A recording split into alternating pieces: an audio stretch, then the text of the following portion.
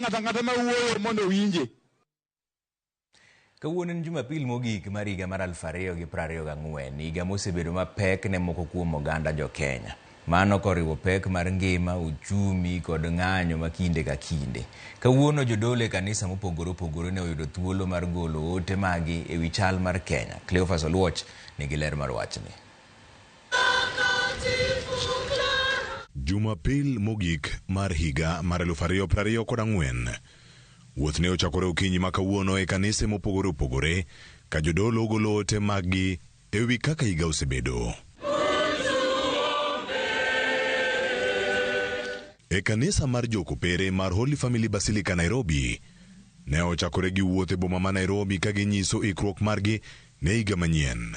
Obani ne fuong'ore ka jokristo to wuotho ka oteli kod Apostolic Nuncio mar piny Kenya kod Sudan ma milambo. Wuoth no otero nyaka kanisa mar Anglican mar All Saints Cathedral, kendo kae jokristo ne ochopo gi geno mar tieko Jumapil mogik mar higa. Higa ni kanisa osechung' nade? We have lived up to our commitment to proclaiming the gospel because we believe that the gospel of our Lord Jesus Christ is the only agent that can transform individuals and that can lead to societal transformation.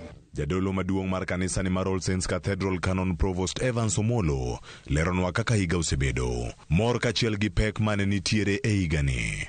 When a government does not listen to her people, then it is very easy to stir up an uprising.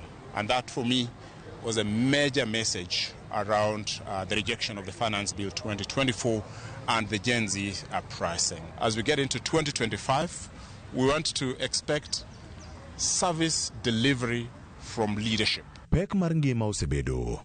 Kanisa uchung' nade e wi osuru ma wachore ni osesaso jopiny higa ni. We support taxation because governments are run by taxation as one of the major revenue earners for the country. But as we have stated in the past, we are opposed to overtaxation of the people.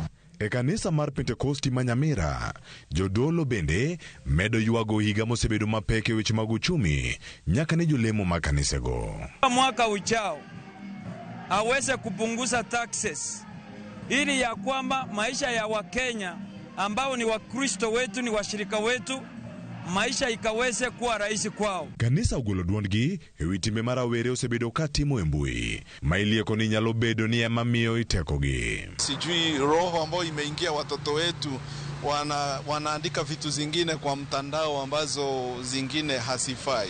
Hiyo ndio tunasema kama viongozi ustahili kutukana. Maandiko inasema in the book of kitabu cha Mhubiri, ustahili kutukana kiongozi wa taifa mpaka na fikira zako. Sani koro wenge rango higa manyien ni to kanisa biro chung' nade gi sirkal kachiel gi neno ni ywak margi ibiro winji koso biro lware lwanda. Cleophas Oluoch, Ramogi TV. Kwa kanyo ni Raila Amolo